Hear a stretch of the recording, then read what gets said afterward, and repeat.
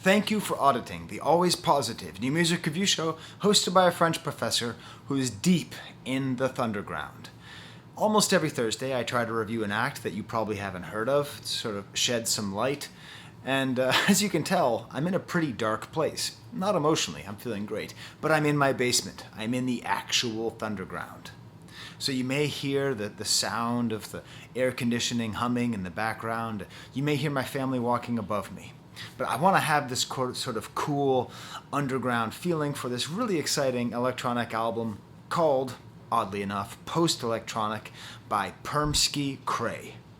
I didn't pronounce that properly. I'm not quite sure how to pronounce it properly. I don't know how to pronounce the person's name correctly. So Permsky Kray is the name of someone, is the art name of Georgy Ambartsumyan, who is either centered in Novalukomi, Belarus, or Smolensk, Russia. I can't quite tell. He's somewhere over there. And I wanted to get more information about this album, so I sent him an email, but I sent it like a couple hours ago, so I don't have an answer from him yet. If I ever do get an answer, I'll record an addendum to this and I'll put it at the end of this video, okay? That's a new thing I'm starting to do. But what I'm going to do is I'm going to read you the questions that I asked him as a way to sort of frame this whole video. The first question I had was, I listened to this, my process, if I were Canadian, which I am not, my process in this house is I just listen to everything. I just listen to everything that comes out every Friday. I listen to all the albums that come out. Sometimes I don't review things that I like. I hear a lot of things that I like. But for some reason, this grabbed me. I listen to a lot of electronic music that I like, but for some reason, this grabbed me. There's something about the clarity of the sound. There's something about the strength of the melodies to this album that I just find really enjoyable. So I wasn't looking, I'm not some guy who's like, I love SovietWave music. Because I'd never heard of SovietWave music until I heard this album and started to look it up. You see, on Bandcamp, this is listed as SovietWave. And I didn't know what that meant. I had no idea. So this is my question. Do you consider yourself SovietWave? If so, then what does that term mean to you? Without an answer from him, I'm going to read a definition that I found, from Wikipedia, of course, that describes Sovietwave as such. A subgenre of synthwave music. Okay, that makes sense. I basically understand synthwave as being sort of a synthesizer-heavy music that reminds you of the instrumental music or the pop music of the 1980s. Okay, a subgenre of synthwave music and an online aesthetic which originates from a number of post-Soviet states, primarily Russia. So seeing as this guy is either Belarus or Russian, it turns out you don't say Belarusian. You don't say that. It is characterized by themes associated with the Soviet Union, such as Soviet space-age technology, military parades, apartment blocks, and part of the cultural phenomena of nostalgia for the Soviet Union. That's why I'm in the basement, actually. You see this flag behind me. You may not know, that's a Yugoslavian flag, and you may not remember my wife was born in Yugoslavia. She was born in Yugoslavia, but Yugoslavia doesn't exist anymore. There's a lot of nostalgia for Yugoslavia. Nostalgia for not necessarily the communist times, but for the past when things were better. When things were better in the countries that are now, that broke up from Yugoslavia. So I really do understand this kind of nostalgia, and I find it interesting because in America and in Europe, we have so much nostalgia for the 80s, but it's not like things were actually better then, right? I mean, certainly, I don't think they were. It might be that we were children and we remember them better because we liked watching G.I. Joe cartoons with Jonathan after school, but it's not that life was actually better back then. But I think you could make a very good case, at least for Yugoslavia, that in a lot of ways it was. In a lot of ways, the communist state, for all of its flaws, was more stable and did lead to a better life. Now, some people disagree. This isn't a political channel. If you disagree and you love and you don't feel that way, I understand, but I do find it interesting that there's this other kind of 80s nostalgia, which if we just think about it from an American or European, Canadian perspective, Canadians are American, you understand what I mean, it's hard to really understand. So I find that interesting. So I'm interested in this idea of SovietWave. And please tell me in the comments if there's something about SovietWave that you like. After you smash the like bucket, after you subscribe, tell me, like, what do you find interesting about SovietWave music? And what's interesting is a lot of it's apparently influenced by nostalgia for old cartoons and for music of that time. But also, and this is, I think, the key part, music that was popular at that time. Some of that being Western music, some of that being Depeche Mode. I assume New Order based on this. So we have nostalgic music, but we have nostalgic music that I can't really understand except abstractly. I understand 80s nostalgia in America because despite my best efforts, I suffer from it. But this is a fascinating concept of being nostalgic for a time which many consider it must have been worse. Maybe it wasn't. I don't know. I asked him if he considers himself to be Belarus or Russian. No answer there. And a follow-up, I asked if there was any political nature to his music. I didn't expect an answer to this. Like, how do you talk about a Russian act without talking about what's happening in Ukraine right now? I don't know. Except to remember that all human beings are people. And not every act done by a people is a political comment, right? I mean, every one of my videos is not a comment on America's presence in Iraq, right? So I do think it's important to remember, my channel is about humanity much more than it is about music, that there are just people making this music. So let's put that aside. So what do I think of this album? I think it's delightful. I think it's delightful electronic music, again, with very interesting production, great sounds, like it just sounds really good, and very good atmosphere. I bought the album. I paid $7 for it on Bandcamp. And at the end of this review, I'm going to give away a copy of this album. I'm going to gift to one person this album. I'm going to take the money that my Patreons give me, and I'm going to give more money to Permsky Kray to support his music, because I think this is really good. And based on the analytics I saw on Bandcamp, he's not getting as much support as he should.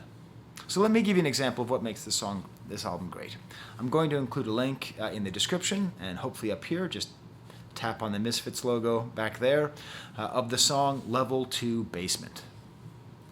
It's 3 minutes and 25 seconds, but it is a full meal. It is such a full song.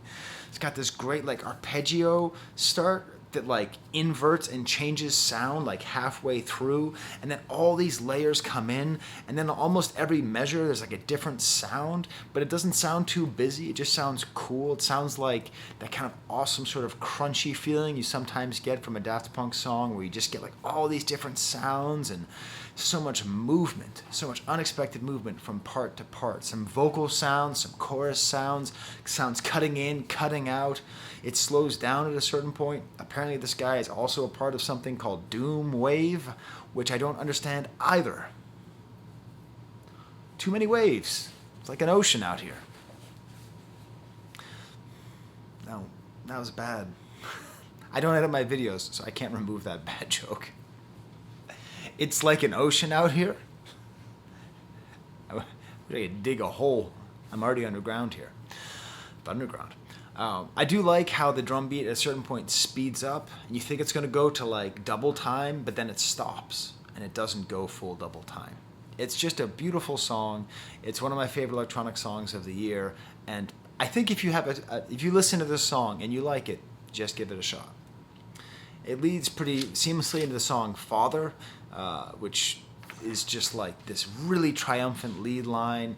The drums get fast and again slow down before I get there. It gets this cool kind of like quiet, spacey part and just a very triumphant lead. Next song, Voyager, has like a very open, like a nice simple beat, very kind of low bass, and then these cool like distorted sounds that come in, and lots of like crunchy. I don't know what it is, how he finds so many good sounds on his computer. It sounds like it could be too busy, the way I'm describing it. That would be my fear. That's too busy, too much going on. But there isn't. It just all sounds good. Next song is my least favorite on the album, Valentine. Has this kind of flute sound. I'm not usually a fan of flute sounds. It does the fast drum thing, but it sort of stays too long. But that's fine, because the next song's great, Troubled Youth. The drums are kind of shuffle, nice kind of whiny synth in the back. And then the next song, The Virus. You know, again, I'm sort of... Oh, that's Toby upstairs.